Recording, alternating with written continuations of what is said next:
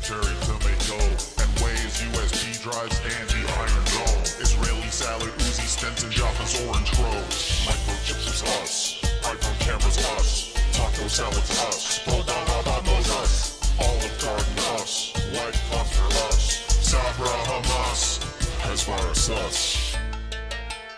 Yo, what up, though? And welcome to Bad Hasbara. The world's most moral podcast by a country kilometer.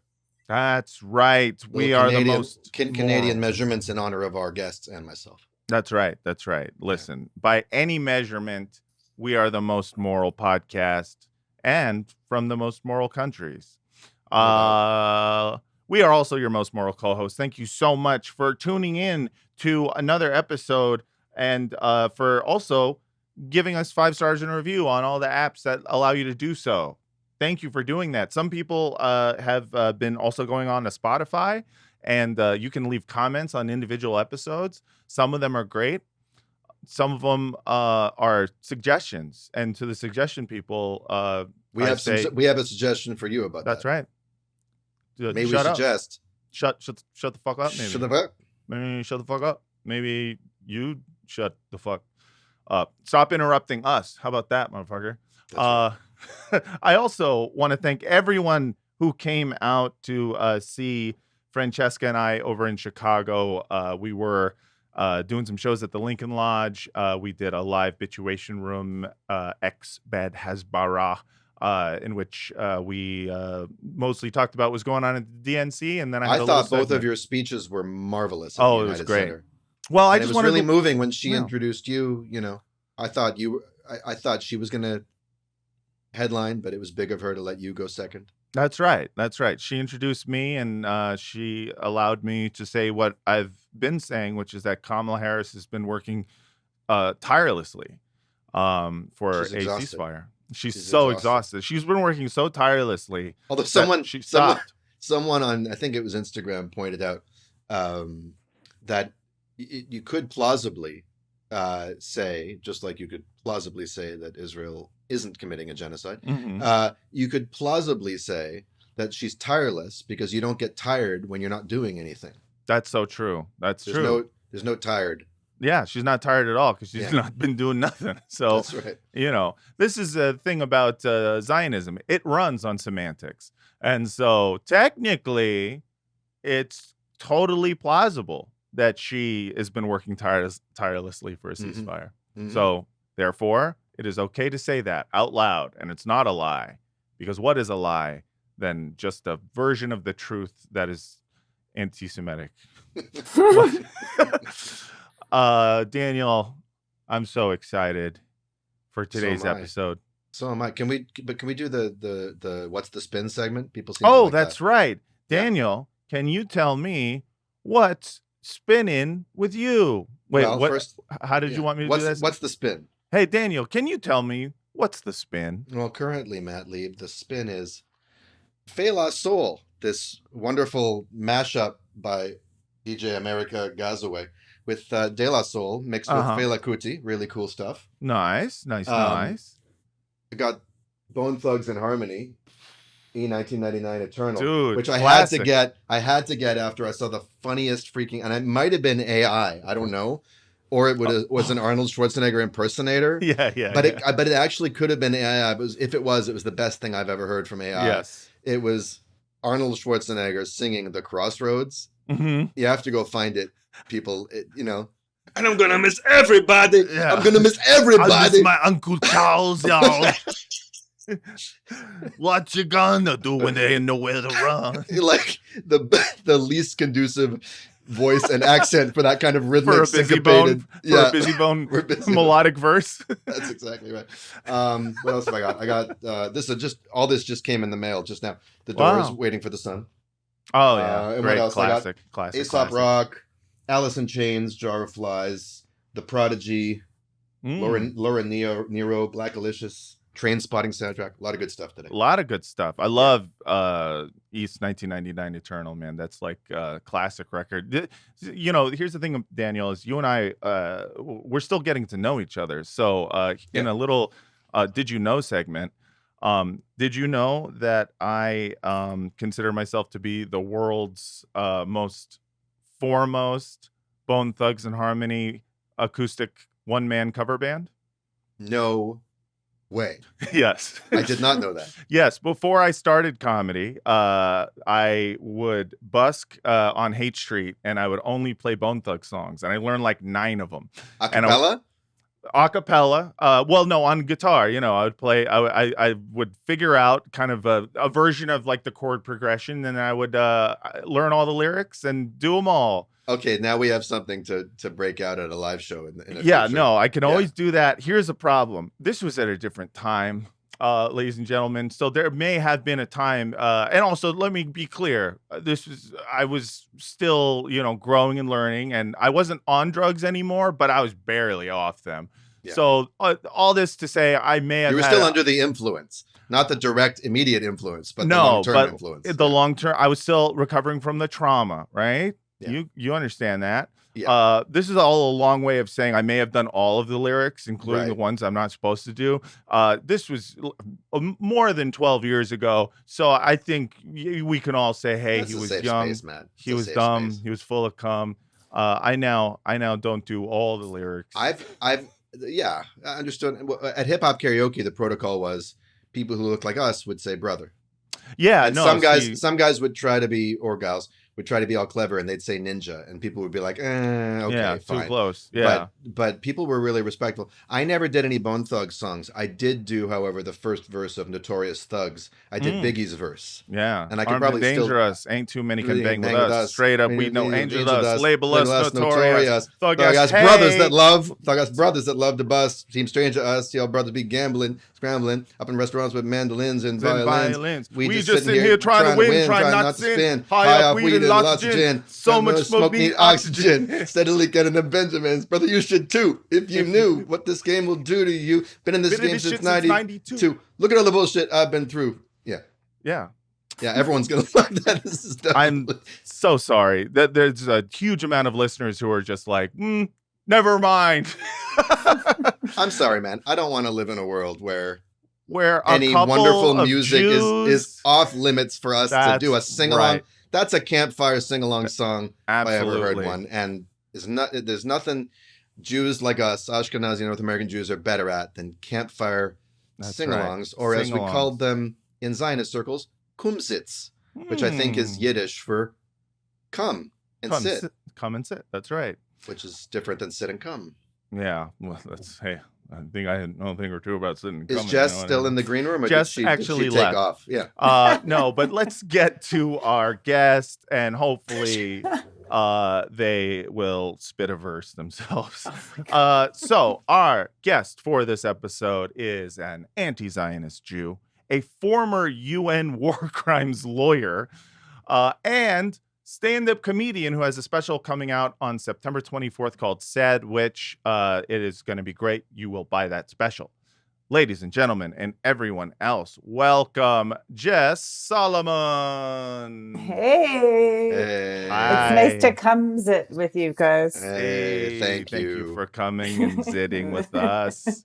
How are you doing? I'm doing well. I'm happy to be on this podcast. It's like my one of my faves. So Yeah. I've been really excited about it. Well, you're one of our faves, so it's great. Yes, to you have are. Stop.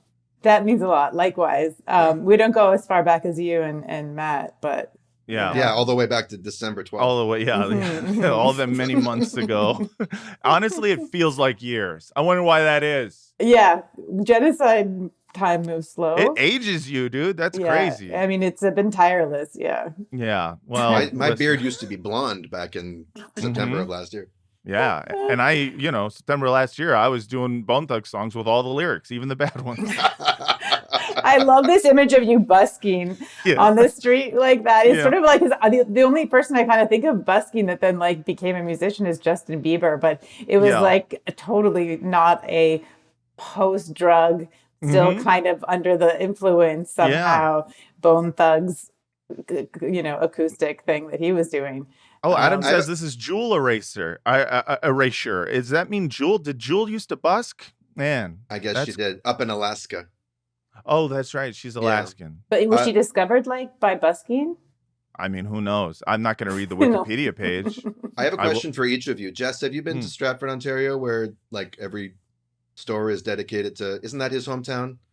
Justin Bieber's hometown. Is that where they do all the Shakespeare? Yeah, Like all the plays? I went with school. I think he's from there. Yeah, so they have stores that are like I went to Dubrovnik in Croatia, and it's all Game of Thrones style.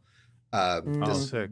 Justin Bieber's a theme there. Matt, for you, it would be one thing if you were spitting all the lyrics like regular style. Well, no, and putting them out on the internet. But you were doing live on the street in what city was it? The Bay Area? San Francisco, yeah. Oh, San Francisco, On not Haight-Ashbury. but still San Francisco, which is not an entirely segregated city, somewhat. What was the reaction back then? Or were we in the pre-woke period and people just enjoyed it? People mostly just enjoyed it. And then the first time I ever got any pushback, I said, "Oh yeah, you're right." You're right, yeah. It's when I think I was at Rock the Bells in Oakland, not performing at it, performing outside of it, and at an actual hip hop festival. Yeah, and then someone said, "Hey, don't say that word," and I was like, "Oh, you're right. I see now." It was like one of those moments. I like how you corrected yourself from "you right" to "you are right." Yeah, like, yeah, you're right. You are correct. You are sir. correct, sir. I am sorry. But yeah, it was one of those things where there was some people who would like there was a video that was put online, and some people were mad about it, and then others would be like, "Well, on the other hand, he did learn all the lyrics." To the hardest, yeah. And he's also doing all the voices, like a really explicit children's book, narrator. So, Jess, I want to ask you, as someone who's a former UN war crimes lawyer, thank you for ending war crimes, by the way. Yeah, first of all, thank you for ending the war crimes, and second of all, is it a war crime that I did all of the Bone Thugs lyrics? Yeah, I think so. It's really more of a crime against humanity, I would categorize it as. Fair. Yeah. Second question I have for you is, so what's up? Tell me about yourself. So you are... I have a picture with Gavin McInnes on the internet. That's one thing I want to get ahead of, since since we're all doing that. Yeah. Back in your Vice days? I mean, unfortunately, no. Like much later than that, after he wasn't with Vice anymore, when I got to New York, I went on his podcast. He had two podcasts, and I got to New York, and I was like just saying yes to everything. Mm-hmm. It was like I think pre-Proud Boys, but already like very objectionable podcast. The first one was very racist against Black people, and then the second one was like a sort of Canadian themed one. And the picture with him, he's wearing like a lumberjack kind of like Canadian maple syrup lager type of look. Yeah. And I once wrote something about the problem, and then somebody like posted the picture of me with him. He's a lumberjack and he's okay. He works all night and he hates immigrants, eh? Exactly. That was the theme of the podcast, the theme song. What can I tell you about myself? I'm an anti-Zionist Jew at this point, but I wasn't always, of course. Because I grew up. I'm from Montreal. I'm from the French part of Canada, so that's why I'm hot. Très bon. Alors, bienvenue au podcast de Jess. Alors, tabernacle. Hasbara Mall. Ben oui. Hasbara. Hasbara. I love that your segment's called Spin. It's like that's so Hasbara. It works. Yeah, it really works. It really works. And I don't know in terms of like Jewish education how much you wanted that, but I didn't. I grew up in like pretty waspy neighborhood, and only like we're only a couple of Jews in my school. Which neighborhood? In Westmount. Shout out to Westmount. Shout out to us. It's not like it's very much not a cool neighborhood. Mm-hmm. It's only like in New York where people are like born and raised Brooklyn, but like you're never like Canada, born and raised. It's not. Yeah. No, but Westmount's a great area to walk in. You come down off the mountain. It's beautiful. It's gorgeous. In west of Mount, born and raised on the playground where I spent most of my days. No, I grew Yeah. up like my accent in French is not. I went to English school and Mm. all my friends were English, and so it's weird to say it, but yeah, I grew up in the minority, the English speaking minority, Yeah. Oh and so wow. people always thought I was a tourist, especially like Mm. later on. I lived in Old Montreal, which is super touristy, Mm. and so people would be like, "Wow, your French is really." Because if I was from the U.S., it was good, and they're like, keep it up, keep practicing, and eventually I was just like, you have a beautiful city. Like, where do you think I should go? Yeah. Yeah, but I liked that I would go back to my apartment around the corner. Yeah. Well, yeah. um, Go there. Yeah. yeah. So you grew up, not in a Jewish neighborhood, but you grew up religiously Jewish, or Um, no? we did we did the big holidays and we had Mm. Shabbat dinner. Mm-hmm. But it was really just about, like the family, the food. Right. I'd go to synagogue for the high holidays. Right. And we had seders, and that was like kind of, I think that was pretty much the whole thing. I wouldn't say that we were religious. We weren't, kosher. Right. My parents didn't go to Jewish school, so there wasn't like a lot of talk about like the religion itself, but it was You're sort of both- like more about the ritual. Are both your parents Jewish? Yeah, they're both Jewish. But Not your like- mom is from a surprising place looking at you, right? Yeah, my mom is from Peru. So Oh, yeah. They do have Jews in Peru. So Peru, my mom's side, my grandparents came from Egypt and Poland. Mhm. So I'm a quarter Sephardic, which was Mhm. also not evident looking at me. And my dad's family is like Eastern European, Ashkenazi in Montreal for several generations. Mm. Yeah. And so what was the role of Zionism growing up in your family? And like when you say you grew up Zionist, or you weren't always anti-Zionist, what do you mean by that?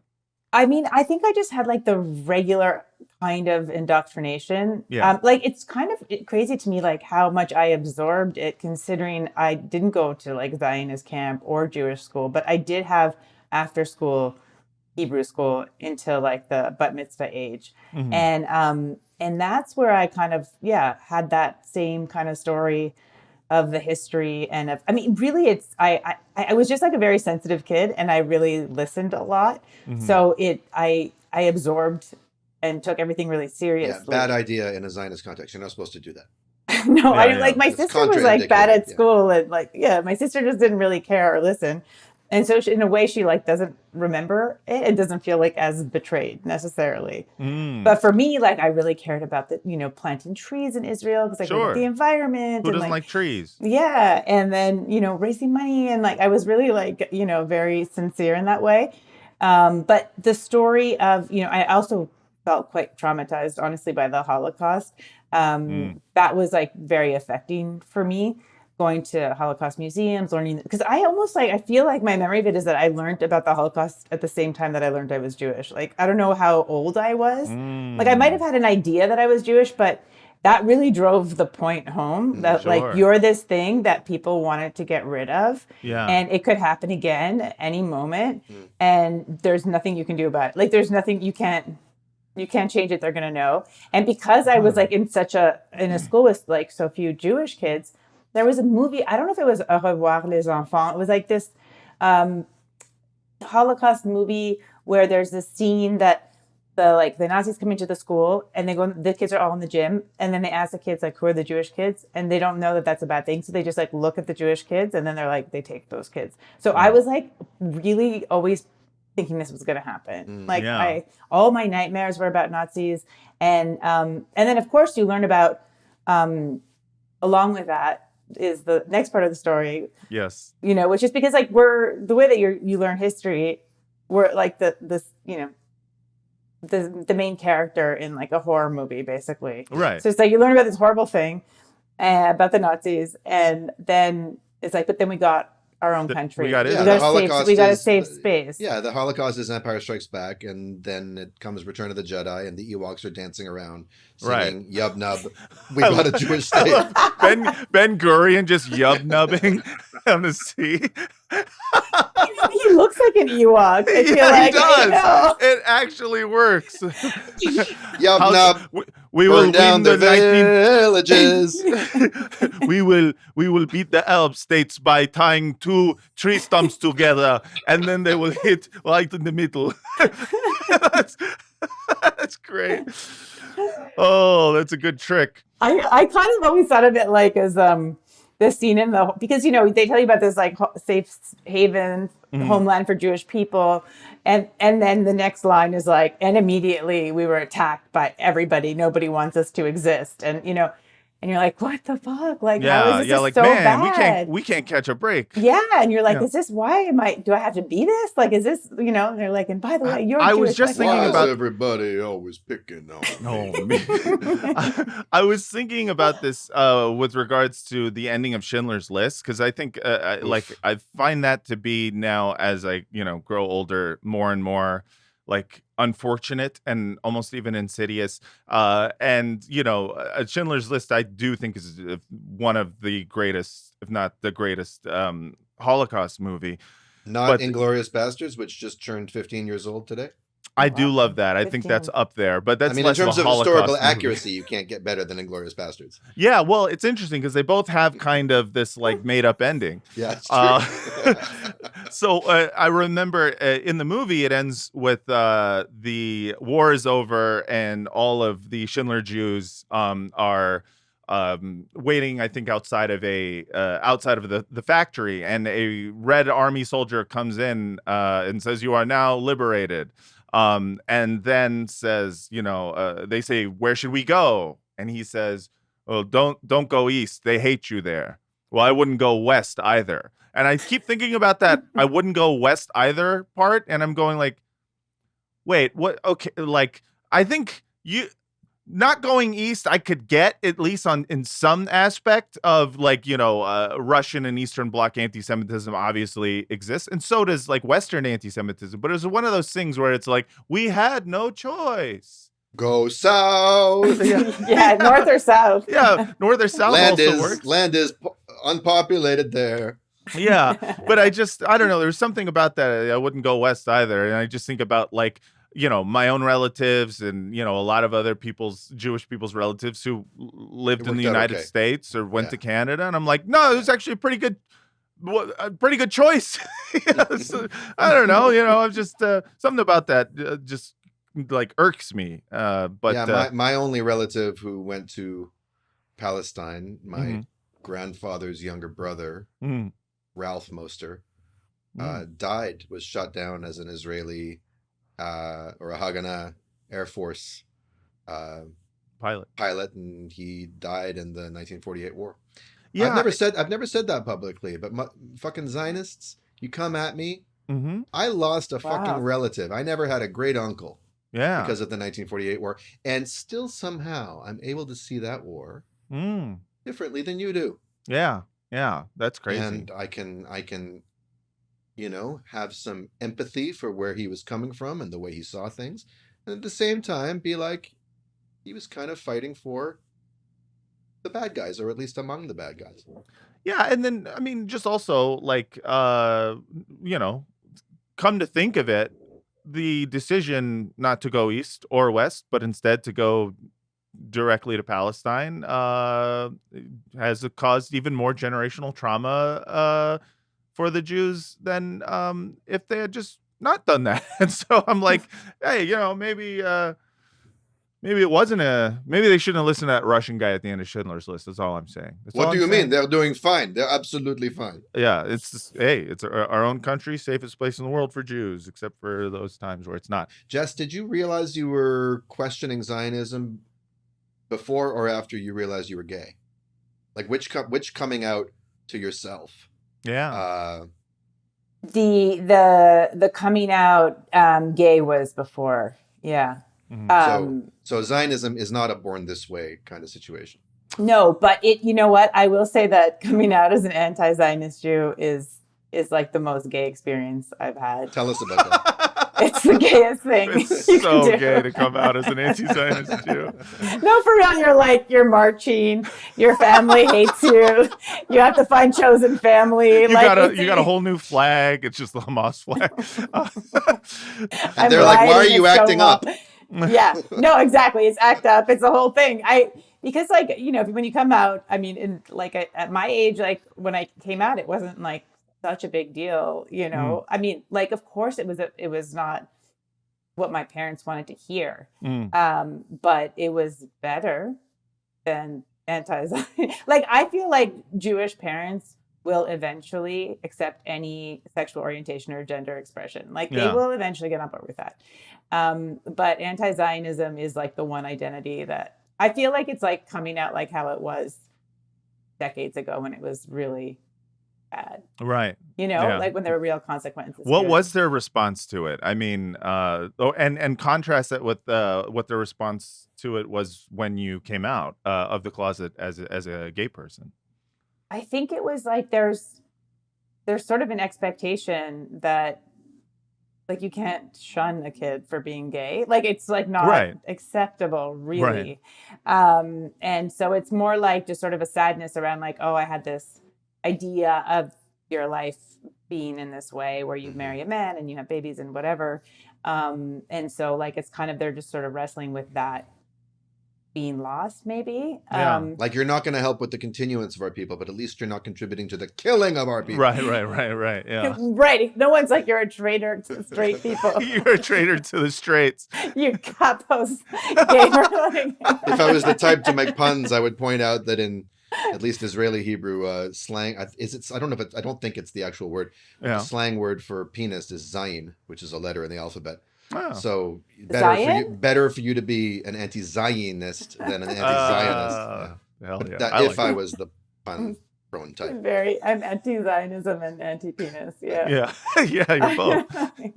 Yeah, no, and also like I came out as bisexual, which is sort of like that is kind of like worse because they're like, oh, but so you don't have to, like, like right. It's kind of like being a liberal Zionist. Yeah, exactly.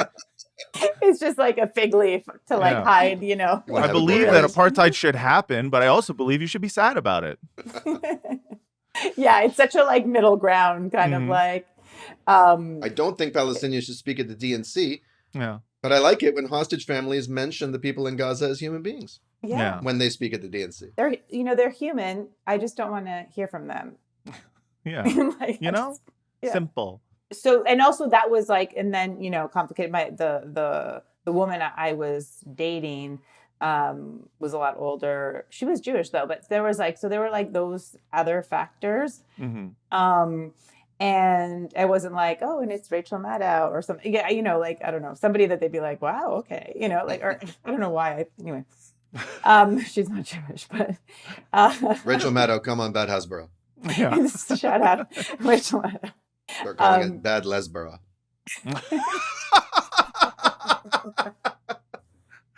Oh, shit. Episode title. Oh, man. That's awesome. But yeah, the anti-Zionism took me a long.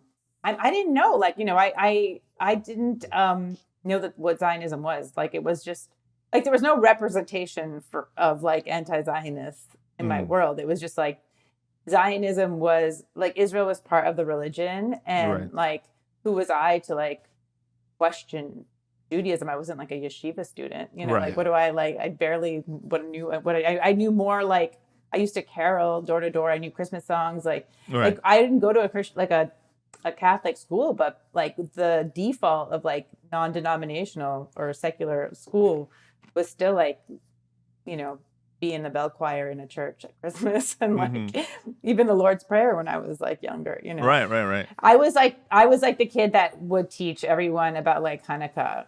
Like, at my school, where they'd be like, "Oh, here's this Jewish kid," and then like someone would help me like light the candles, and I still remember lighting the candles in grade 1 with my teacher, Mrs. Cohen, Rita Cohen, who it turned out was the husband of Werner Cohen, who was the head of like the Canadian Jewish Congress or some major right-wing mainstream Canadian Jewish organization. And Canadian Jews can be even more vicious to anti-Zionist Jews than American Jews are.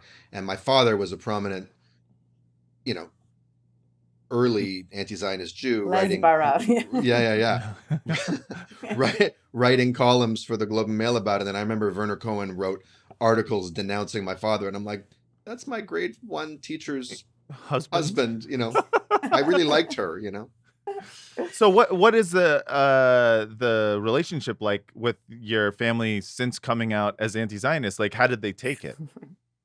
I mean, honestly, like, you know, my experience was going into comedy was always from law was like not the.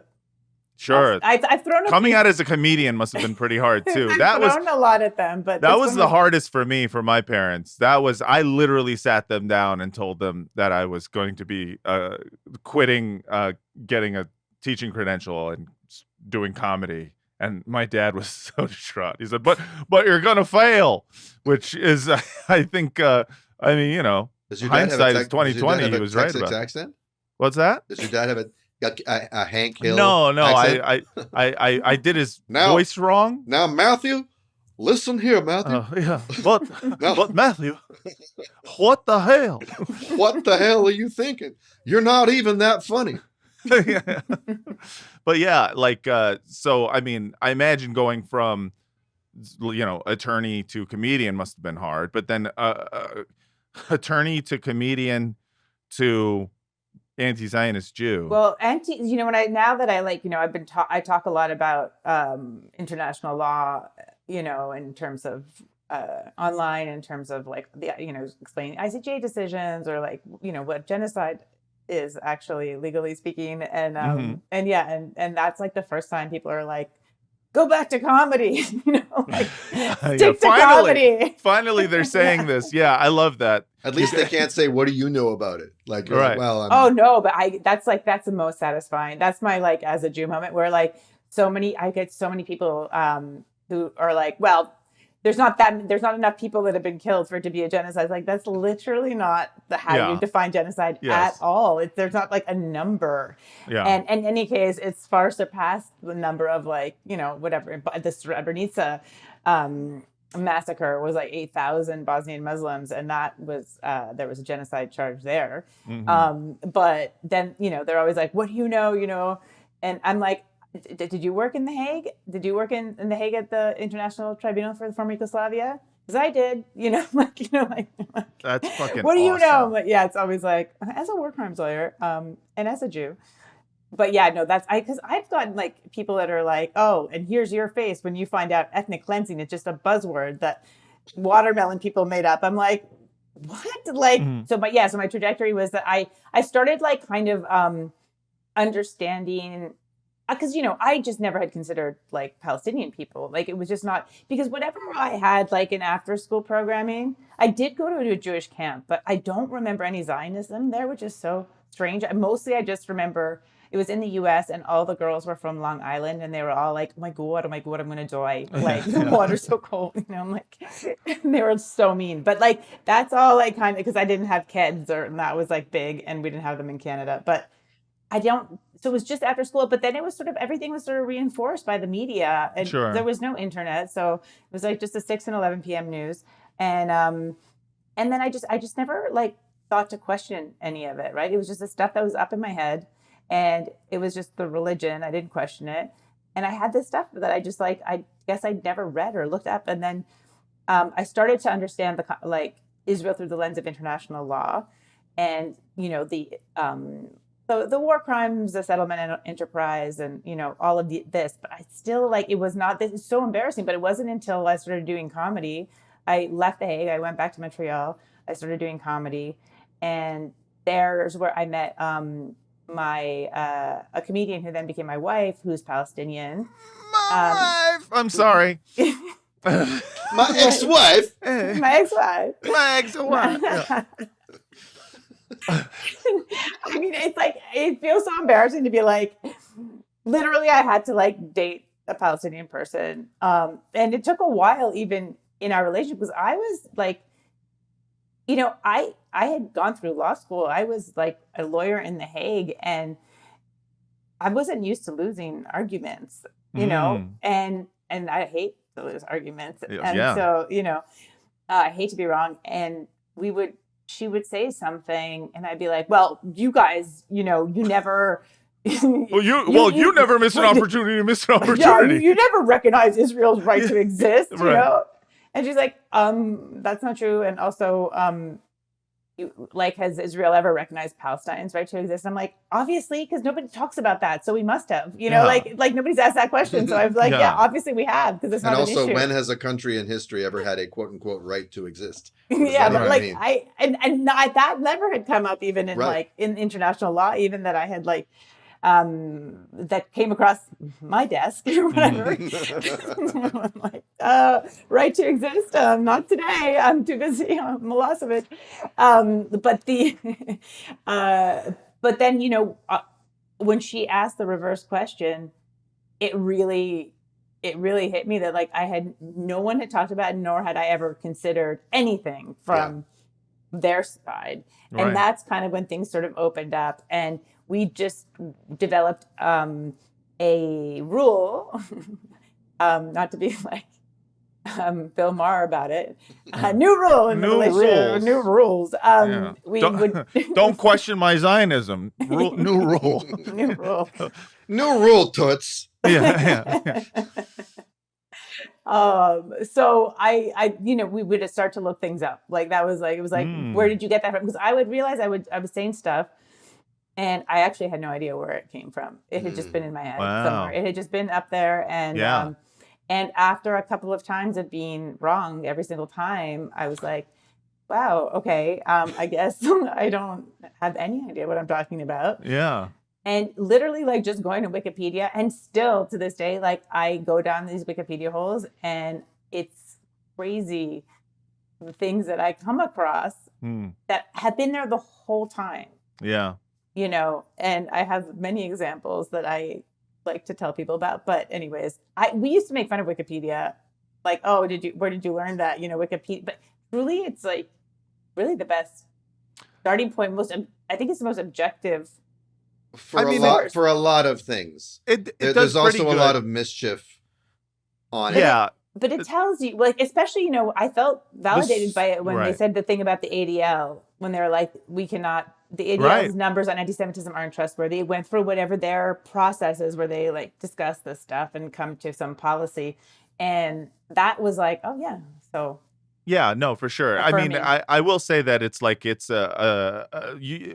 can be a really useful resource, especially as a starting point. And the fact that they, have sourcing is really good. But there have also been many concerted attempts by the government of Israel to interfere with Wikipedia, and they have been successful multiple times in getting a bunch of Wikipedia editors who are Israeli to kind of try to change history or present a both sides type thing.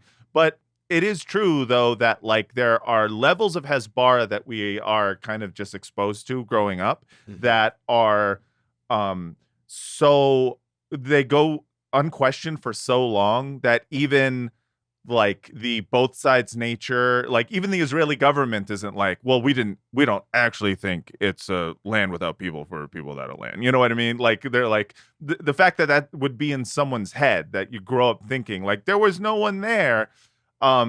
Isn't even the official position of the Israelis, I definitely was sold on the idea of, because it's really great to it's very affecting when you hear a story about your people in some way where you're the underdog and you've managed to turn this desert that had nothing into this, tomato greenhouse. That's right. Cherry tomato. Yeah, in fact, it was a land without people who knew how to grow cherry tomatoes for a people without a place to grow cherry tomatoes. That's right. Exactly. That's right.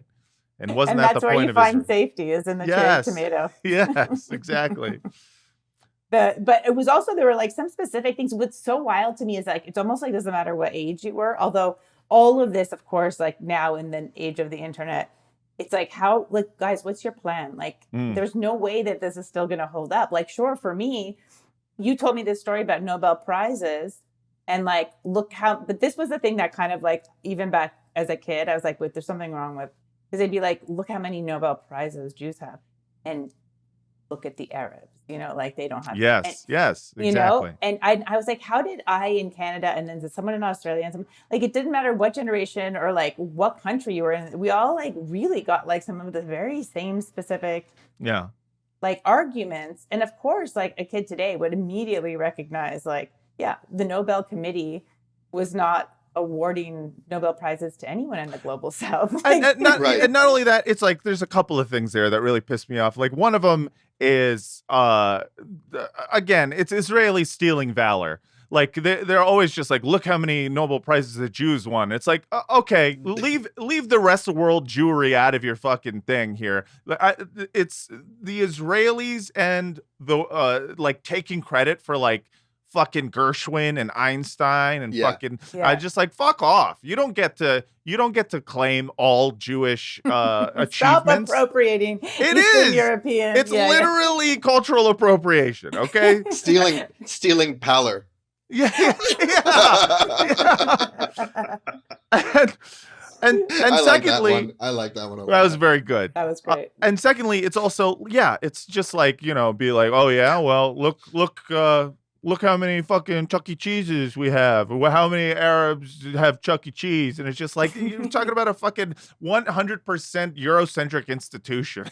Like, Yeah, all the Arabs did was invent math right. and astronomy, I should say. And it's just such a way to the amount of propaganda that is meant not even to lift up the Jewish people, but just to denigrate the Arabs is a big hint when you start looking through it. As a kid, I definitely was like, but I thought we weren't supposed to compare ourselves to other people. That was like the part where I was like, this feels something's off here. Yeah.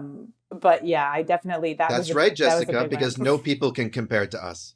That's right. We're incomparably better. But it was so like, you know, I you know, the idea of being chosen and that like we had survived all of these attempts at extermination, and then we were like we have this like tiny strip of land, of course, and they don't even want us to have this tiny strip of land, and it doesn't even have oil, and it's like a shit piece of land, but look at what we've done, and also it's just like the way that they paint the war of 48 is like these literal like Holocaust survivors are fighting off these big Arab armies, like, you know, and that's like the whole, and so it gives you pride, you know, because I was like, okay, I wasn't like not popular or like bad at school or whatever, but you know, it was nice to feel like chosen, and I kind of felt like, oh well, one day I will get a Nobel Prize. Like that's my birthday. Right, yeah, you know?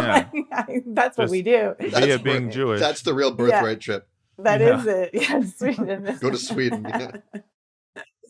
But the I think what was I going to say? I don't know. Anyway, yeah, it was definitely oh, I know this was specifically for Daniel, but the other piece of, you know, propaganda, I guess, that I got that made me also feel really good, unrelated to being Jewish, that was so big growing up until I said it out loud, like not long ago. But I was like, you know, the War of 1812 was like so big in my mind because that was like when Canada beat the US, and which felt like so huge, like how Canada, we were like just this tiny country and we beat the US in the War of 1812. And somebody was like, oh, that was the British. Yeah. Once again, it was the British. It was also the British that helped us a lot. Yeah. In Palestine. I'm like, well, two places in which we Canadians and Jews could not have done it without the British. Yeah. But I said it out loud, like, so like, you know, and we did, you know, and Americans were like, the Americans I said it to were like, oh, we never even learned about the War of 1812. And I'm like, really? Like, well, I learned that there's that song. Ba, ba, ba, ba, ba, ba, ba, ba, ba, ba, ba. You know, with the cannons. Yeah. Ba, ba, ba, ba, ba, ba, ba, ba, ba. You know that one? Ba, ba, ba, ba, ba. And I'm gonna miss everybody. And I'm gonna miss everybody. Tell me what you. I mean, play that song and I'll go to war. That was with that like enthusiasm. And I know that they burned the White House. The White House got burned down by the British. And I know this because I learned it on 9/11 when my history teacher was writing down dates of times America was attacked. It was fun. Unfortunately for me, it's embarrassing to say, but it took like a relationship with a Palestinian for me to really start deprogramming, and then it took it took time. I think the thing that really broke me was learning about the trees were an ethnic cleansing project. Okay. And like I felt like I can't believe I was complicit in that. Yeah. And it was one of these things where it starts unspooling, right? Where you're like, I learned about that and I learned about the JNF. And then I found this documentary of this guy from Toronto, a little bit older than me, who it was on Apple. You know, he goes to find where his tree is that he got planted in Israel for his bar mitzvah, and he gets there. And I think this guy was like genuinely had no idea it was like such a bad thing. And he's there with his camera, and he goes to the JNF, and they're like, cameras, no cameras, and like they're like really like reacting that they don't want him there. And he's like, what's the problem? Yeah. And then he ends up he ends up finding that there's a place called Canada Park. Yeah. And I've been then there. and there's like a wall of, I've only seen in the documentary, the wall of names of like people that gave money. And I'm like, oh my God, I know some of these names for sure. And then you see like it was like and this was a village in 3 villages in 1967, like in that were over the green line, that were bulldozed and parked over. So Canada Park, like you see like the paths of the park, the stones that line it are stones that were from people's homes, and that you can kind of see some like graveyard like near the barbecue, and people are just like and then after I watched that, the next thing that was recommended to me was about like a girl from South Africa that goes to find her tree and ends up at like South Africa Park, and I'm just like, what? And these are invasive species that were planted. So also not even good for the environment. Yeah, it's arboreal ethnic cleansing, you know. Yeah. Well, but this is the greenwashing. Yeah. Right. But the the kind of, I don't know, poetic justice is how many forest fires happen in them because they're not native species, and it's like, no, this will not do well in the desert. So that's nice. It's on every level. It's like it hits every note of colonialism. We have to take a break soon, but before we do, I have a just kind of, I don't know, random question. Jess, so what did your parents feel when you told them you were an anti-Zionist Jew? Oh, that's a fresh question that we haven't heard 4 times. She really wants to tell us about this. Every time I go on a podcast, I just like ignore the question, and then we just. Do you want to talk about your divorce? Would you rather go there? Yeah, we can talk. Listen, we don't have to answer this question. It's the only one I wrote down. Well, I think I feel like it was dating a Palestinian was kind of like, I think that was the beginning. That was it. I think it was that was the anti-Zionist coming out. Because that was, I started to become like, that's when I started becoming an anti. I didn't call it anti-Zionist for a little while, but I started criticizing Israel. Like, and what was their reaction to that? I mean, have they had not good? Like, not good. Well, they were just like, it was a lot of like, well, you're entitled to your views, but like, why do you have to be so vocal about it? Interesting. And it's like, well, where do you want me to talk about it? Like alone to myself in the shower? And they're like, yeah, that would be.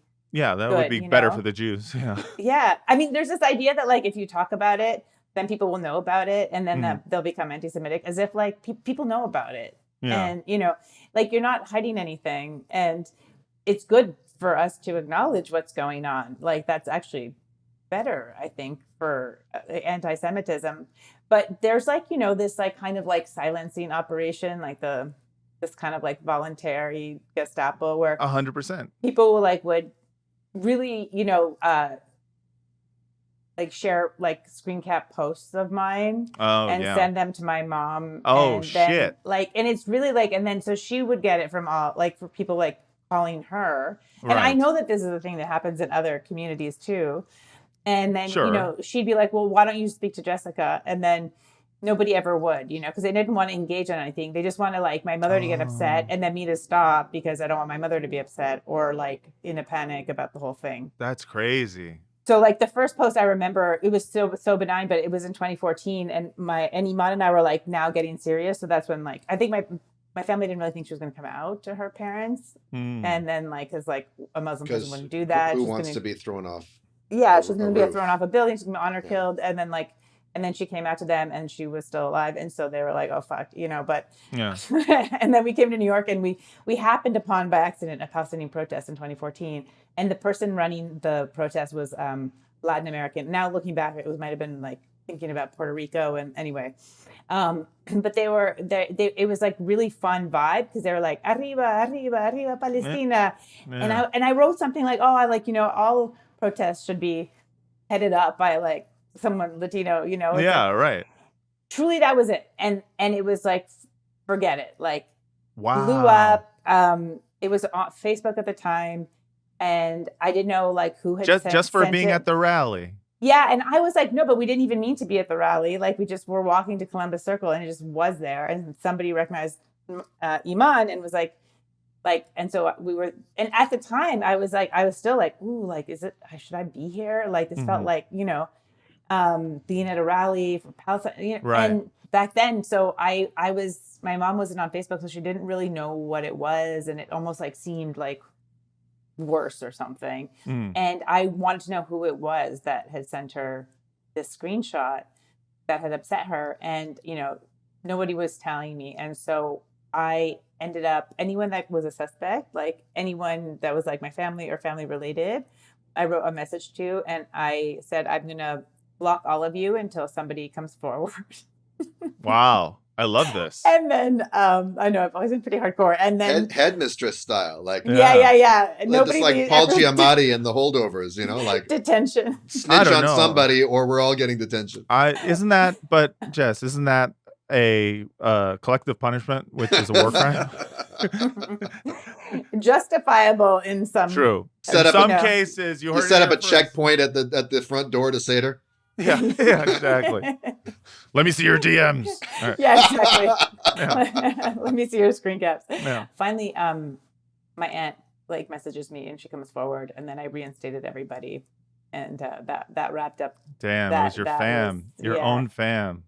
Yeah, I mean, used to, yeah. So, but since then, it's been that for a long time. And, Israel's gotten more and more extreme, and I've lost my more and more ability to excuse like we don't really know what's going on, or there was just, it started to become more and more indefensible. So my tone and my post sort of, by 2021, and now forget about it. Right. A lot of people don't follow me. Now you're just straight anti-Semitic. I mean, let's be honest here. Let's be real. Oh my God. I have a DNA test that I haven't taken because I'm like so afraid to find out I'm not Jewish. And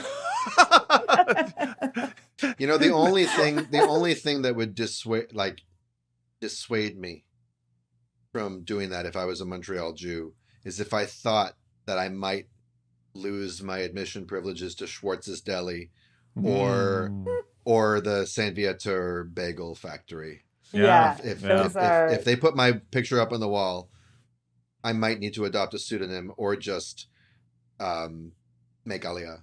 Yeah.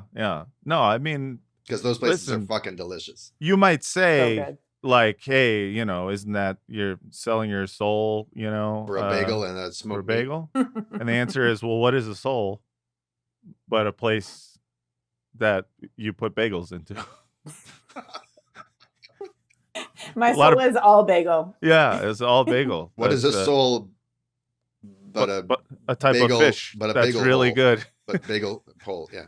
A type of fish. Yeah. Smoked sole, smoked whitefish. Not bad. I think Schwartz's might be owned by Arabs now. Good. Oh, another example of Arab imperialism. Halal smoked meat sandwich. Yes. And I assume now nothing much has changed in terms of your family dynamic. There's still, things really, basically, some parts of my family, I probably back in 2021 from what I understand, had a meeting, and they all decided to unfollow me because they wanted to maintain a relationship. Oh, that's cute. Yeah. So the policy for a very long time was we just don't talk about it so that we can have a relationship. It's very don't ask, don't tell. Yeah. Because that's basically about it's so gay is what it's I'm very saying. Gay. You're right. It's so gay. And gays, it's so gays in the military. Yeah. And because it's really just what is not talking about it. It's just not making people uncomfortable. Right. And maintaining the status quo that they enjoy. And so, but October 7th, I posted something on October 8th, and that's when many people who hadn't necessarily come for me before, like really lost it. Because I put a post that was, of course, it had context. So that meant that I was essentially like rooting for Hamas. Yeah. Right. And, but like, I knew that like what the response was going to be, not exactly, but I knew that there would, it was going to be collective punishment of some kind. Sure, and of course. so I punishment by the collective in this case. But yeah, I ended up, I basically made this argument that like what Hamas did were war crimes, but of course everyone accused me of justifying it, and that there was already a process in place by the International Criminal Court from 2021 that Hamas was cooperating with, and that was brought by the PA, but that Israel wasn't. And not only that, they were like undermining the whole court and punishing the PA by like withholding taxes and whatever. But anyways, it was like slides, right? And basically saying that the whole point of international criminal law is to hold people individually accountable rather than a whole group. Right. It was like slides, but basically making the argument like not to retaliate in a way of collective punishment, that just like furthers a cycle of violence. Right. And but it was slides, and so like one of the slides where I was saying like in terms of like who was cooperating with the International Criminal Court, it was like I had like PA checkmark, Hamas checkmark, Israel X, and so some people just get fed that slide and they like lost their mind. Yeah. Wait, she likes those and she hates Israel. It's clear as day on this slide. Good, bad. Yeah, good, and bad. Duck, goose. Like that was my response to the whole thing, was just like X, check. Yeah. Anyway, but so people got very upset. And then I like, I dealt with that, and it definitely, some people apparently like banned me from their homes and that I normally like have always spent holidays with. And then like by like October 12th or 13th, I started posting about like a genocide is being announced, like a genocide is about to unfold. And all of these people like were online. They were obviously online because they're like, who's going to hide me? Like, where am I? Yeah, check on your Jewish friends. Like, do you know what we did for Black people? And like, I know.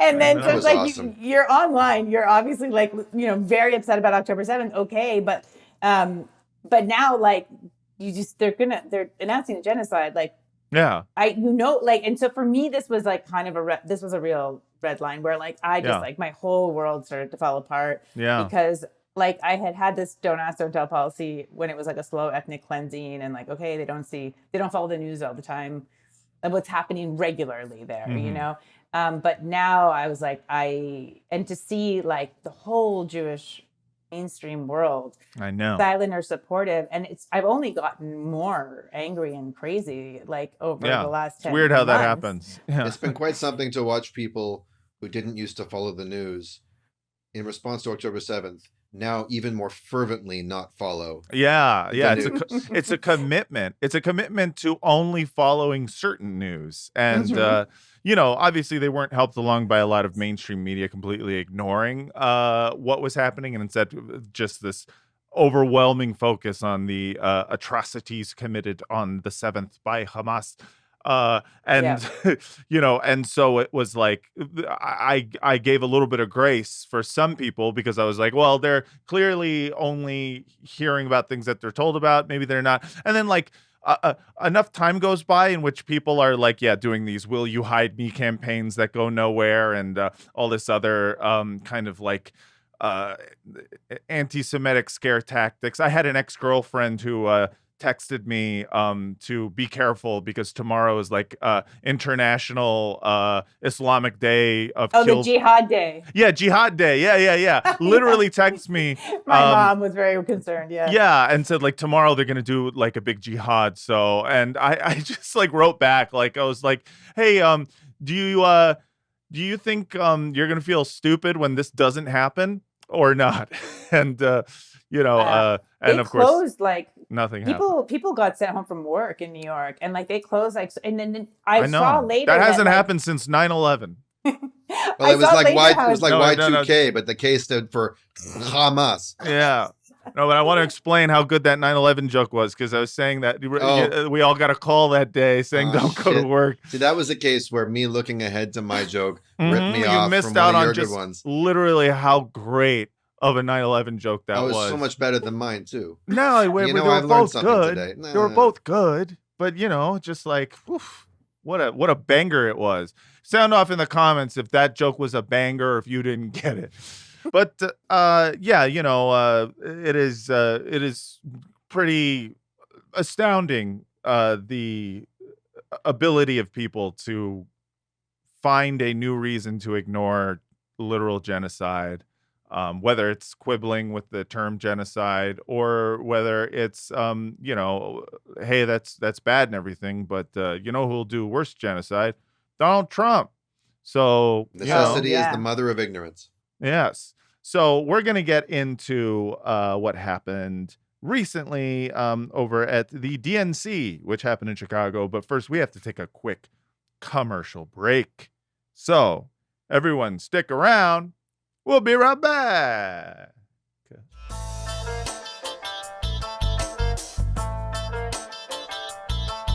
And we're back.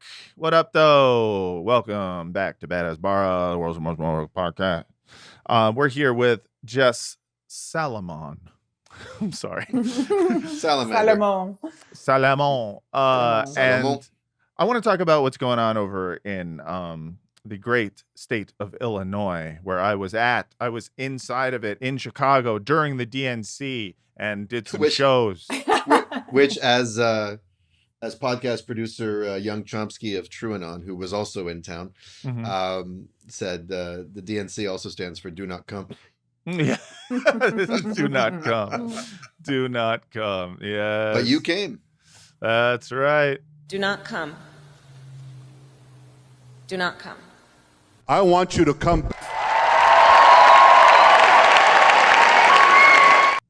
Hell yeah, that was fun.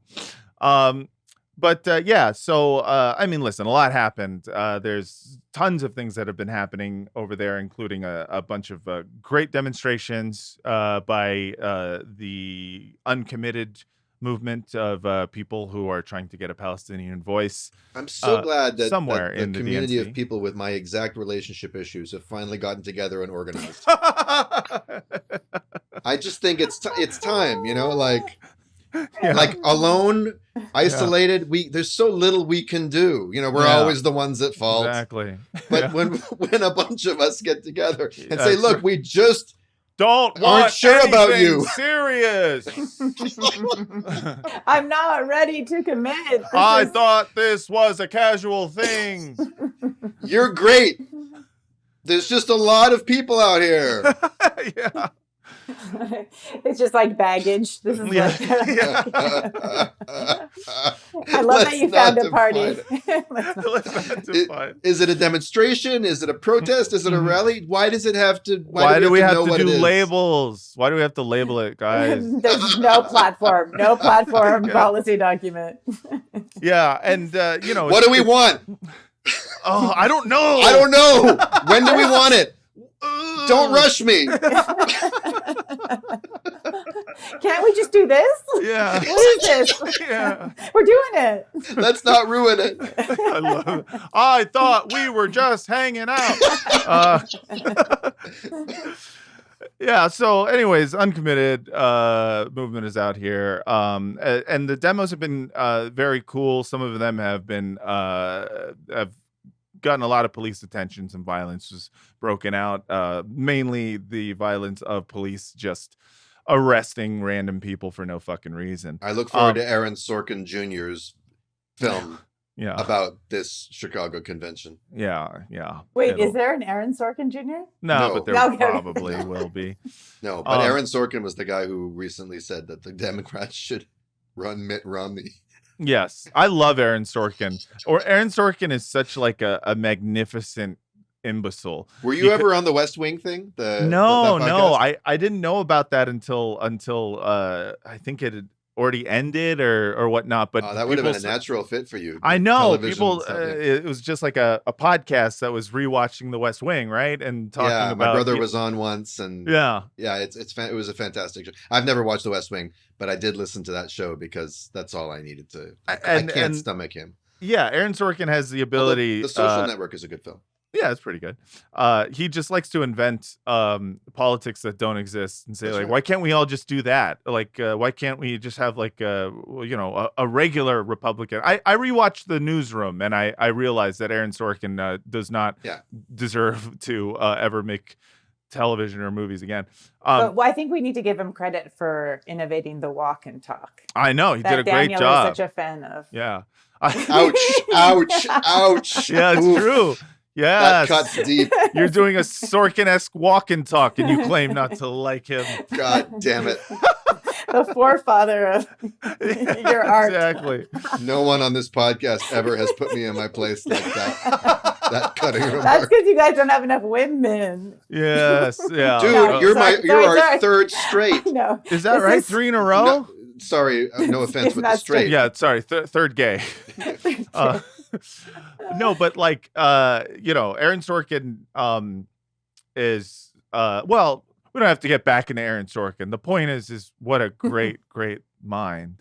And I felt like there was a lot of like Sorkin-esque energy within the DNC. I mean, this is like what It is they're the party trying of to Sorkin, do. yeah. It's like, what if instead of doing what we've been doing for the last 10 months with regards to our PR campaign for Israel, in which we literally don't acknowledge Palestinian lives as not just not worth anything, but maybe non-existent. Like the idea that you would just say, well, any numbers that come out of Gaza in terms of the death count is going to be from Hamas or from a Palestinian and therefore fake. Like that's how they've been doing it for a while. But now we got a new face. We got a new girl. She out here.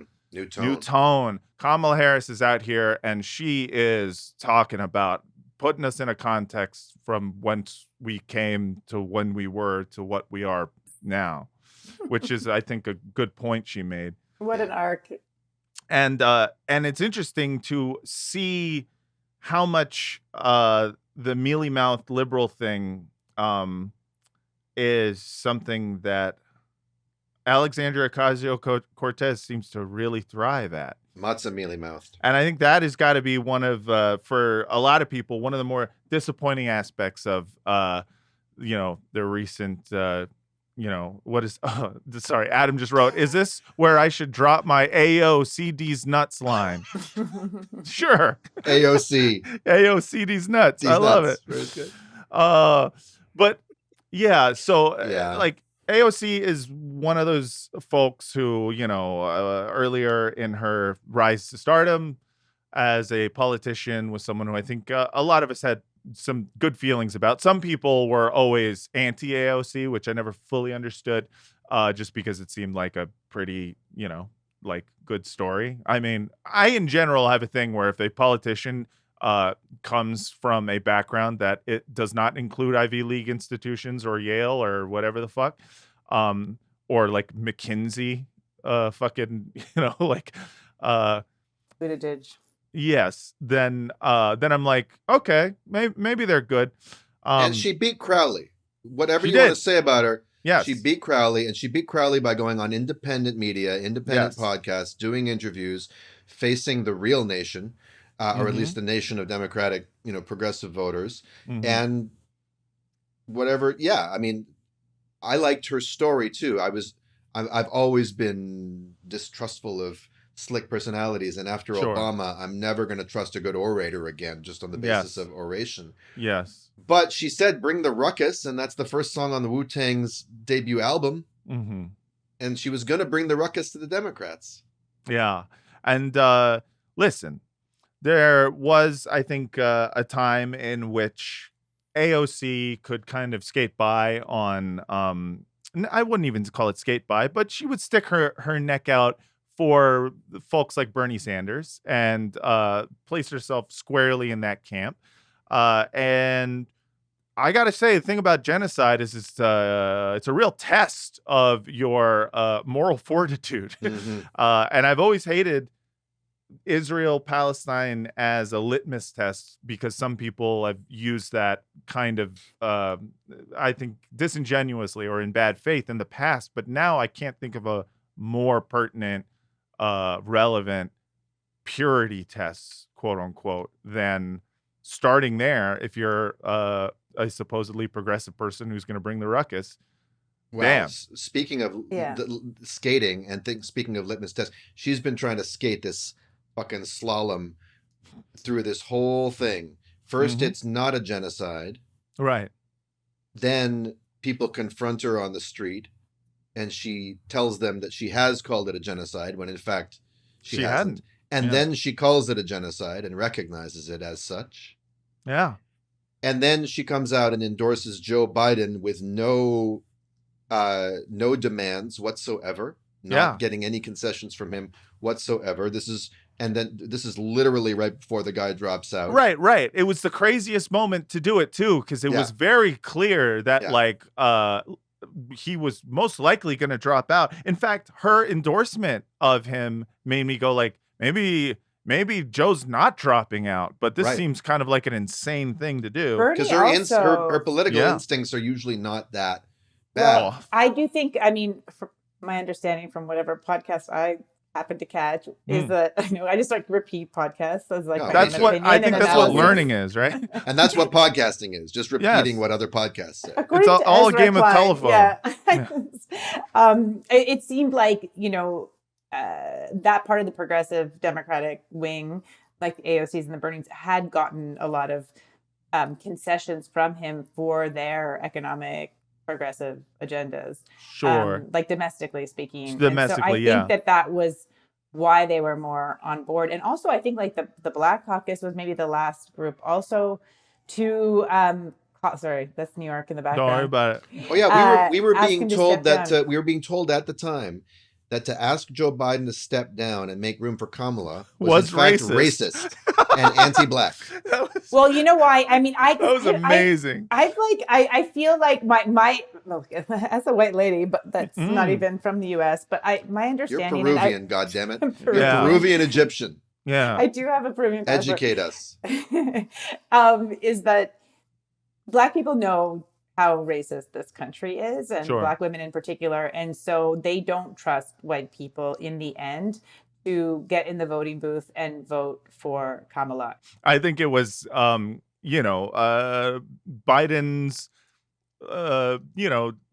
gross PR people's last stand was like, how do we skate this line, because we got to do our tactic of calling you racist, but we can't do it if the next person in line is Kamala Harris.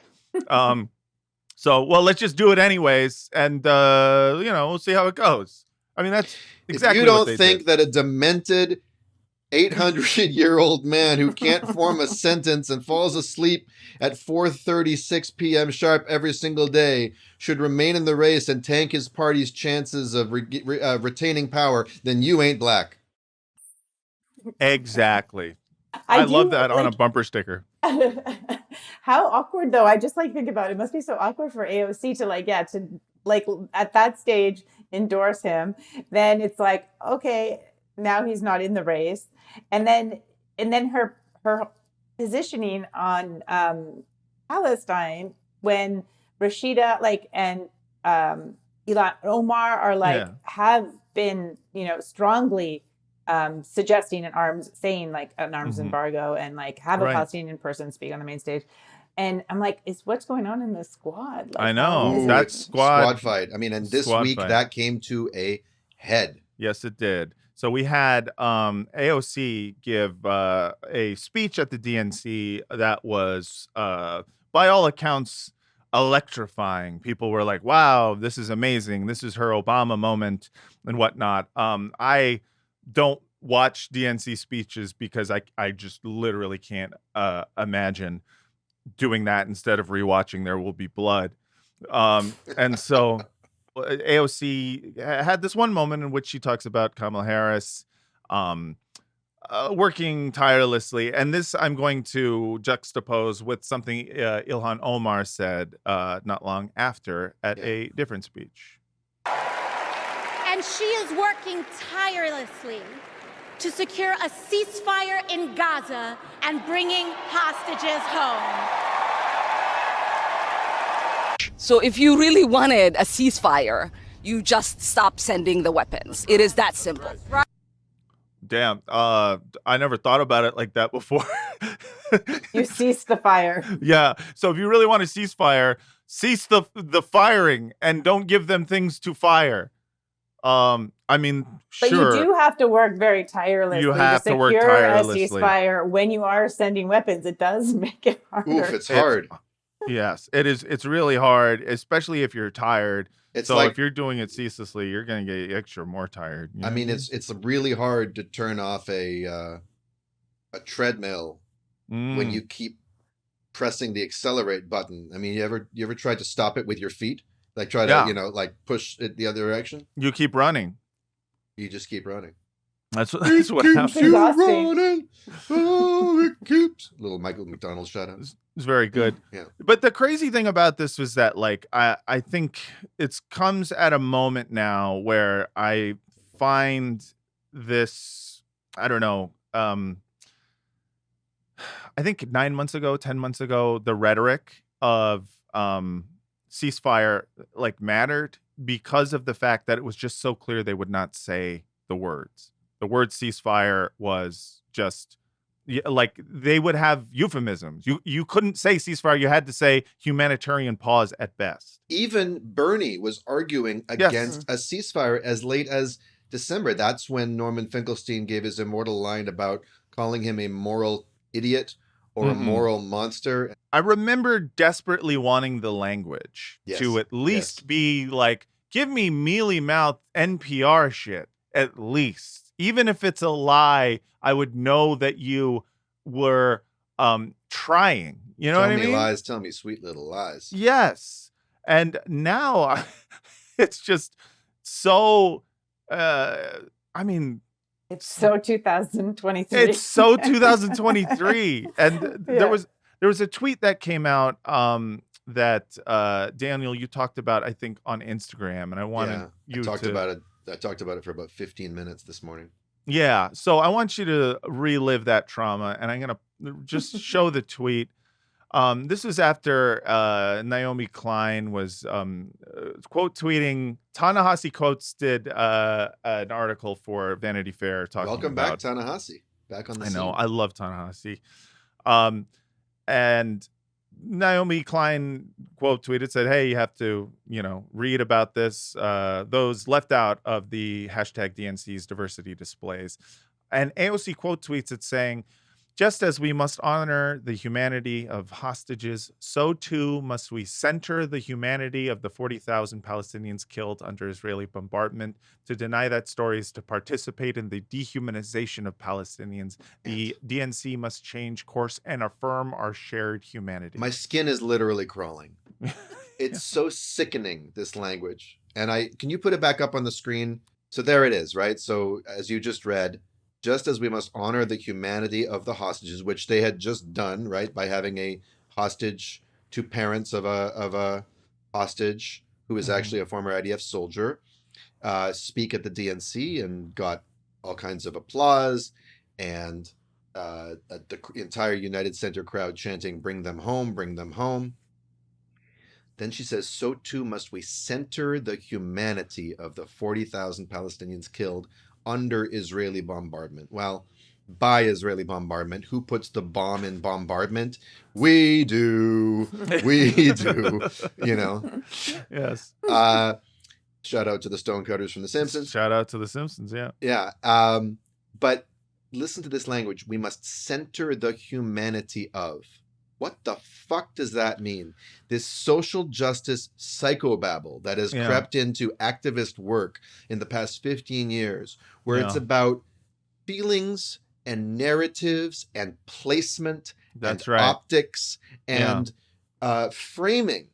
And I mean, I get that center humanity means something. It's sort of a poetic way to say, let's focus on the human, which is to say the material needs and rights of real, actual people. But centering the humanity of is a far cry from saying, so too must we speak up for the freedom and security and safety and lives of 40,000 people murdered by our bombs.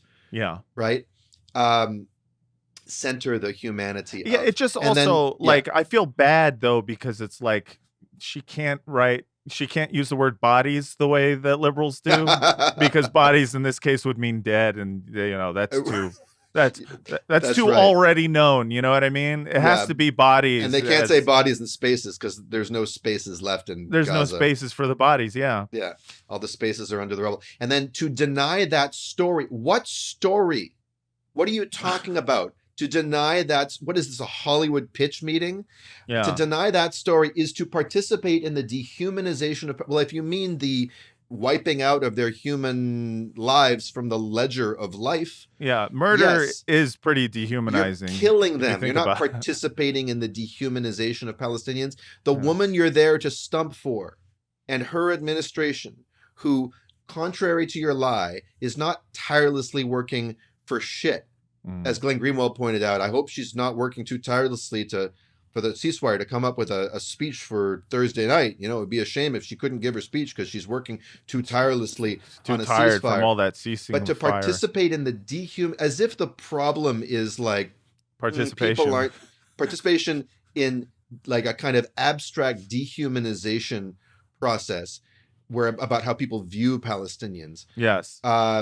The DNC must change course and affirm our shared humanity. And here she's talking about putting a Palestinian on stage. Well, first of all, putting a token Palestinian on stage, as Ali Abu Nima of the Electronic Intifada said, wouldn't accomplish jack shit, even if you think it's an important thing, which he doesn't.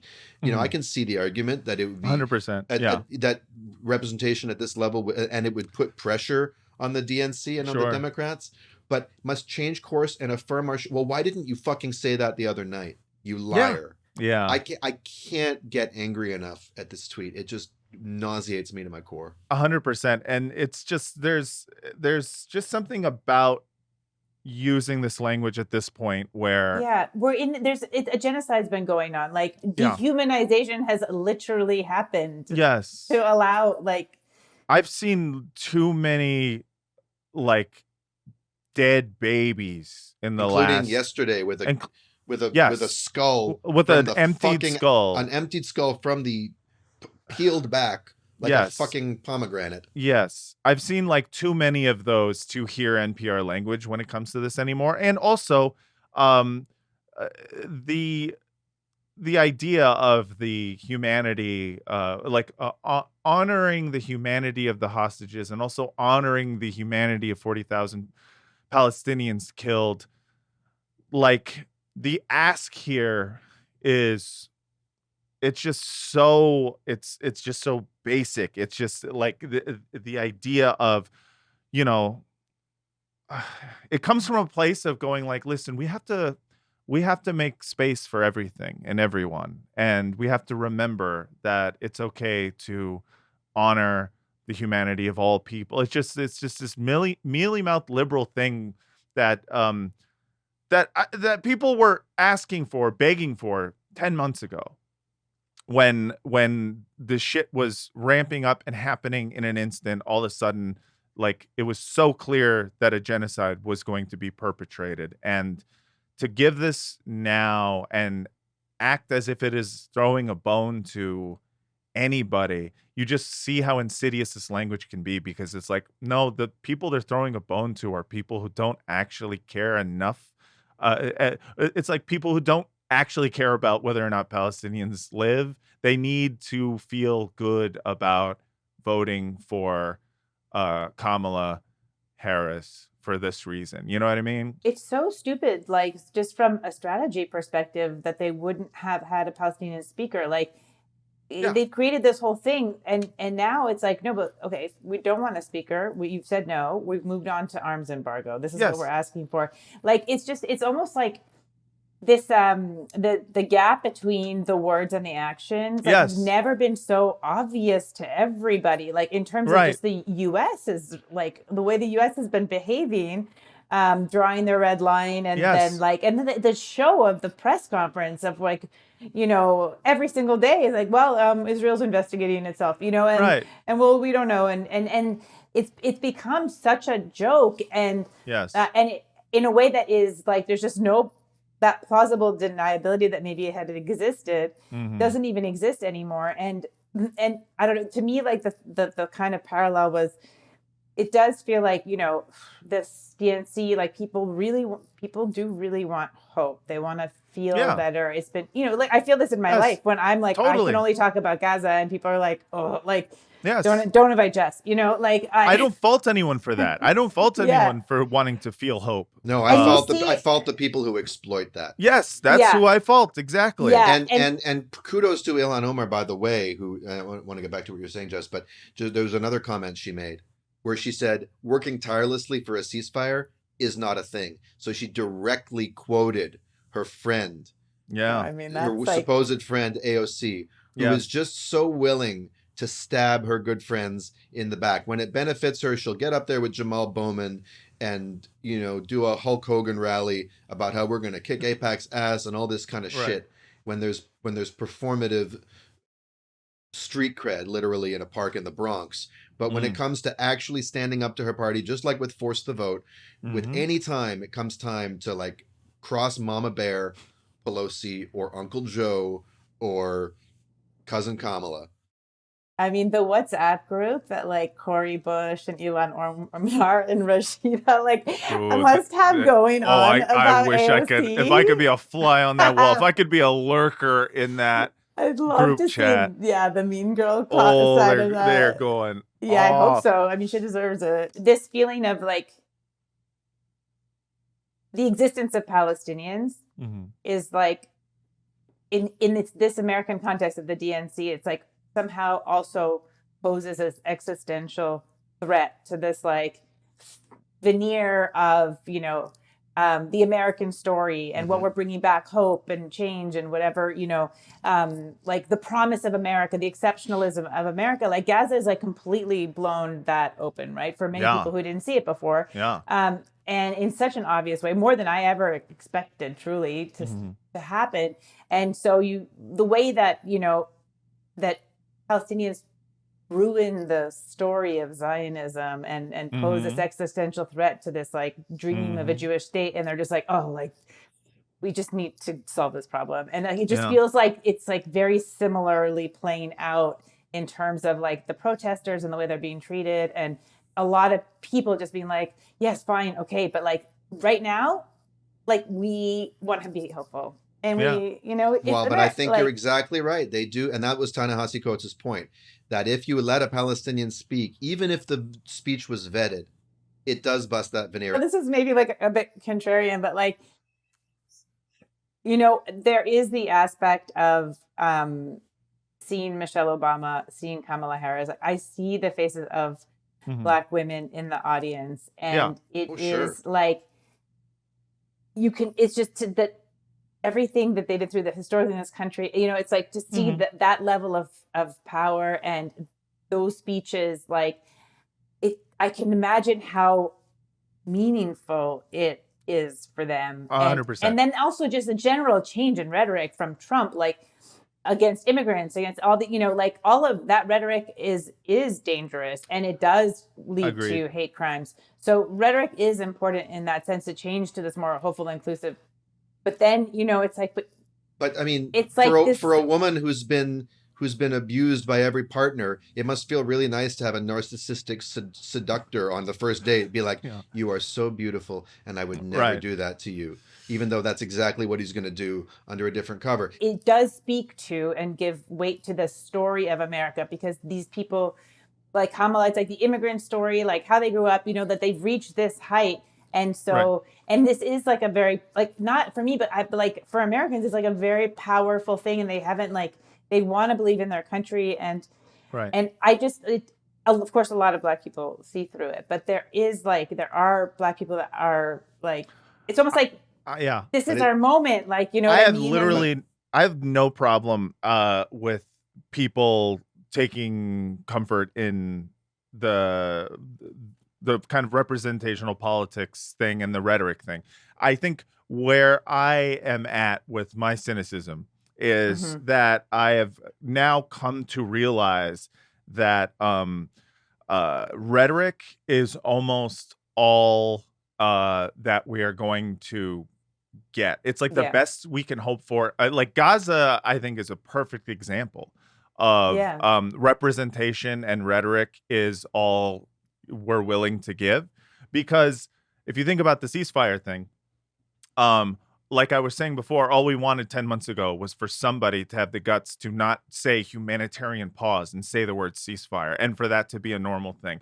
And then, now we're at a point at which, like, we are complaining about the fact that they are not letting a single Palestinian on stage at the DNC to talk about what's going on, or just as representation of Palestinians. The best give we us, can give hope us for better rhetoric, please. Right. No, I mean, that's so stupid. Like, that was so stupid. The best we can hope for, therefore, is that at some point they do give us a token Palestinian on stage that will give us the rhetoric that we want. And so I think, like, I think it's realizing they just have that to find limits... one first that's sufficiently critical of Hamas. Right, exactly, of course. And can learn the AOC cadences and all this kind of shit. And this is not to discount, like, the danger of rhetoric. I think rhetoric is and can be dangerous, but I think it's realizing how the best you can hope for within, like, American liberalism is for someone to give you a nice euphemism. The best you can hope for is for someone to tell you, to rub your back and tell you it's going to be okay. And like that I think gets really put into the spotlight during a genocide, where you're just like, wait, like, talking about, like, affirming humanity is so abstract for a time when I literally can't go on social media without seeing dead babies caused by bombs that my tax dollars are paying for. Yeah. So it's like, you see the limits of this. And again, I'm not someone who is going to fault anyone for wanting to feel some hope and some excitement for the idea that we as a country aren't just going to be like, oh, all right, whatever, Trump can be president again. I understand that that's frightening for a lot of people. And it's frightening, in general, for the idea that we would have 4 more years of just the same fucking Trump gags. And it's just like, it sounds exhausting as well as scary for many discrete and insular groups. I can't help but be like, you guys know they're just going to say the words. Yeah. They're just going to say the words you want. At best, they're going to say the nice words. And you will never, ever convince me that the rhetoric of a Trump overall is more dangerous for the world than the rhetoric than the lying rhetoric of liberals. You just never will. Yeah, I'm not saying he's better. Yeah, no, I'm not saying he's better, but I am saying you will never convince me that the lying, seductive, smiling in your face fox is better than the wolf. To quote, to channel Malcolm X, and both Malcolm X and Martin Luther King reserved their biggest scorn for American white liberals. That's and right. You want to talk about the black people in the audience at the DNC? Those people on camera, they're having a genuine emotional reaction. But who is that shot for? Who is that camera angle? Who's watching that and feeling good about themselves? American white liberals are watching it. Look at these black people feeling so good about themselves. Whatever you want to say about the internal experiences of black people, we've said way too much about it. Us white people over the centuries. It's complicated. They're as complicated as we are. Some of them see through this shit. Some of them don't. Some of them feel both ways about it. But whatever. But the Aaron Sorkin universe is for us to feel damn good about the American story. And at best, it's a fiction based on a few facts. Yeah. And I'm like Finkelstein on this. The word narrative, the word story, they have infected our politics to the point that they've completely and totally defanged them, because politics ultimately is not about storytelling. It's about changing material conditions on the ground, full stop. Yeah. I mean, I totally. Martin Adam Sheen Levin. good as the president, though. Yeah, Adam Levin bringing the lightness back. Yes, Shit. yes. Oh, fuck. I forgot this was a comedy podcast. Yeah, yeah, yeah. So to go out on a lighter note, because there's really nothing darker than electoral politics. All right, let me just stuff Norman Finkelstein's innards out the door and Yeah. soothe my own skin. Yeah. Exactly. Get his innards out of there. And we're going to talk about some new Hasbara that we saw. This is, I don't know how to describe this other than, did you know that there's Hasbara kids now? So cute. Elon Levy has expanded his, what is it, the spokesperson's office for citizens who don't have jobs? Spokes-tykes. Yeah, he's doing spokes for kids. And so I have just a little bit of an interview that he did with his new Hasbara kid. We're adding a new twist in Hasbara. This acquaintance has turned into an important Hasbara collaboration. Ben has joined our team and as Israel's spokeskid, at least on the civilian front, helping us to spread the word. I appreciate Elon for also looking at the side of the children in explaining in Israel. So I appreciate that Elon wants to be like, hey, I know we're doing propaganda for adults, but have we thought about the kids? The kids have a role to play too. Yeah. Yeah. And together, I think this is a really great collaboration. I love that. I feel like Elon has really met his match. Yeah. It's sort of like when Lennon met McCartney or Right. Yeah. It's like finally someone with an equally as developed brain. a smoother brain. Yeah. Children who will later grow up to be adults. Which they is to say listen to him? non-Palestinian children. Yeah, exactly. I know. I was about to say. God. Will they listen to him more than you? Children like Ben? I say like Ben, but I only know Ben. He's the only child I've ever met. I only know Ben. It's not like I know a bunch of kids. It's not like there's a bunch of kids at home in my basement, right, Ben? No. You didn't have anyone to play with there, did you? I literally have only met one kid in my life. Okay? Give this generation a voice. We have a major intergenerational problem. The younger people are, the more likely they'll be anti-Israel and pro-Hamas, not Palestinian, pro-Hamas. And this is you a have result. no idea the levels of Hamas support among zygotes. Yeah, dude. Every sperm is anti-Semitic. There's every sperm is sacred. That's the second. Yes, I was that'll thinking be the that. second Monty Python reference. We've never done Monty Python. Zygotes. Oh my God. Oh, Zyogotes. wow. Zyogotes. Adam Levin with the clutch catch. We almost let that one slip through our little. Yes. Of the poison they are fed on TikTok. Hence the importance of people of their age who can talk to them in their language and reflect to them the experience of what it is to be a child. I was never a child since I was bred in a petri dish. I was born in a lab to be of 22 years old. spokespersons. We developed drip irrigation and made a really tiny spokesperson. But yeah. I mean, this guy got fired, right? Is he? Yes, like, he's fired. okay. He does not. This is not his my job. God. You know, like when somebody keeps coming back to high school. Yes. Yes. No, and then they're like, "Oh, look, I'm still doing this thing. Now I got this kid." Like it's so. I wonder What? Like when he's checking in with people. How you doing, Elon? Oh, good. I got a kid now. What do you mean? Oh, I got this kid. He knows how to also do Hasbara. Oh, what's cool. your next project? He's teaching me a thing or two. Yeah. So I'm God. gonna work out with this kid for a bit. We'll just see how it goes. Dad making his son play Little League Energy. Oh, my God, Absolutely, yeah. Adam. By the way, but kids are the most indoctrinated. That's when they're I know. And I anyways, know. in Israel, it's inverted. Younger people are much more. Yes. I think he's talking about speaking to the international children's 100% community. Yes. You know, Oh my God. and so kids in I don't know, fucking LA and the south side of Chicago be like, oh my God, did you see what little Ben from Israel posted? Right. in Yeah. Oakland.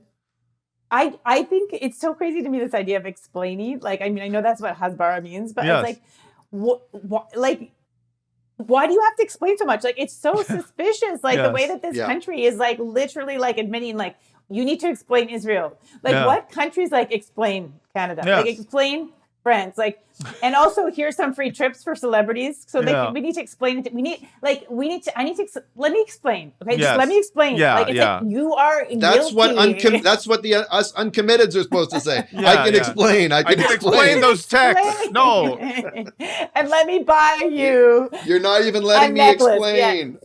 She's my ex, and I'm helping her to like move out of her apartment. So that's why she thanked me for wonderful. It's hard to explain, but yeah. And then you like offer more and more things, like Yeah, when yeah. someone's lying and they just keep adding details, Yes. and you're like, no. If you would just let me beer. Yeah. Yeah. Lucy, you got some Hasbara to do.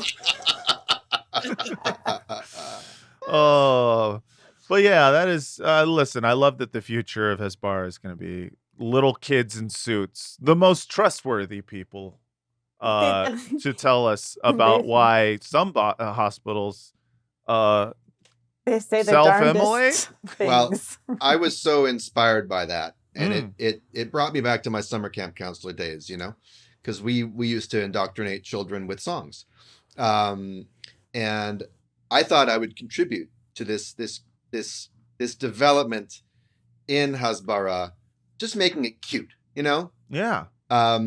Cuter. It's already cute. So I pulled out the old acoustic and Oh, my I Lord. restrung it, and I wrote a little ditty. And You can do some Bone Thugs right now, I can tell. Oh, this is amazing. all right, remember what he said at the top? Yesh lanu ksat twist. Twist. Twist. We have a new twist on Hasbara, so this is the Hasbara twist. Welcome everybody to the Hasbara twist. Wow. Come explain to all your friends why your country has the right to exist. Well, if they're screaming genocide, there's something they must have missed. So come on, do the Hasbara twist. Well, you just twist the truth. They can't debunk the innocence of youth. Verse 1, well, if they say, why drop so many bombs, you say, self-defense. If they say you're killing moms, you say that's war, and they started it. If they say we need a ceasefire and human rights and such, look them in the eye and ask them why they hate the Jews so much. Well, come on everybody, do the Hasbara twist. They're accusing us of war crimes and they're compiling quite the list. But when they hear you explain it all, they'll shout out, case dismissed. So come on and do the Hasbara twist. You just twist the facts. Make up horror stories that'll stop them in their tracks. All right, kids. You guys ready to try it out there? Yes. All right, here we go. Matt, you're up first, all right? Which one was it? What was it? No, it's coming. Okay. If they say sexual assault is wrong, you say... No, it's not. It depends on the, okay, so first of all, you can't prove it. Very good. Jess, if they say the Nakba's 76 years long, you say... The Shoah was worse. Yeah. Very good. If they say that Gaza's burning and kids are dying on the daily, you just change the subject and point the finger like a good Israeli. Well, come on everybody and do the Hasbara twist. Don't sit back and let your rapist Abba get dissed. They all will be assimilated. It's futile to resist. Key change. Well, come on everybody, do the Hasbara twist. Nice. It's a full-time job to be a modern Zionist. We're losing the information war, so kids, please give us an assist. Well, come on. Come on, yalla, come on. Oh no. Come on, and do the Hasbara twist. Twist, twist, twist, twist your butt. Wow. Wow. Oh, that was amazing. Bro. Yo, I wish I had like a dreidel to twist at the end. Exactly. You can twist. There's all kinds of. I wish I had payas. I would twist them. Twist the challah, you know? Yeah, we do a lot of twisting here. Oh my God, the video is going to be culture. fire. We need to crowdfund that shit. Get a bunch of kids. Imagine if kids were singing that. Yeah, that would be amazing. Ugh, dude, truly, that was awesome. Really, truly like one of the best Bad Hasbara songs in existence. Well, I had to come correct after the laundry song. After laundry? Mine was a parody song. You did an original, motherfucker. That's great. Oh, one day the album will come out. Oh my God. Ladies that's an and gentlemen. earworm. That's a catchy one. I mean, there's going to be a dance to it too, you know? Yeah. For sure. You're gonna Well, be the twist twisting. is an actual. That's Yeah, right. the I mean, twist is a dance. I mean, it was inspired by Chubby Checker.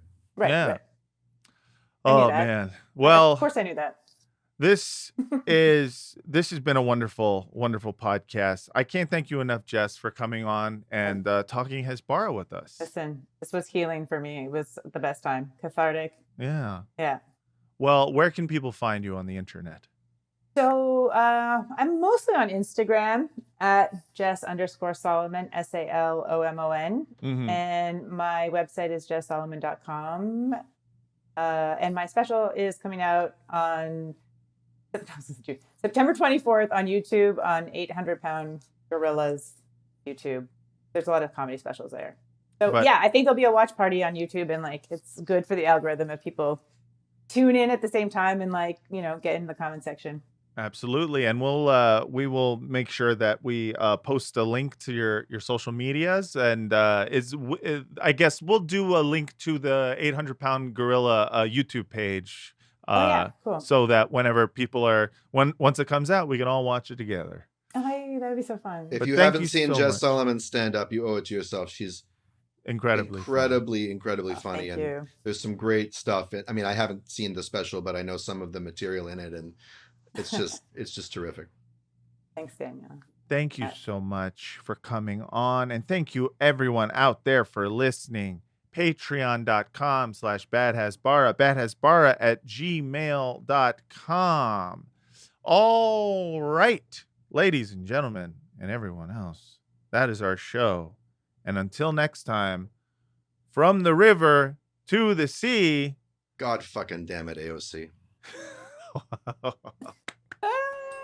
Beautiful. Jumping jacks was us. Push-ups was us. Krav Maga us. All karate us.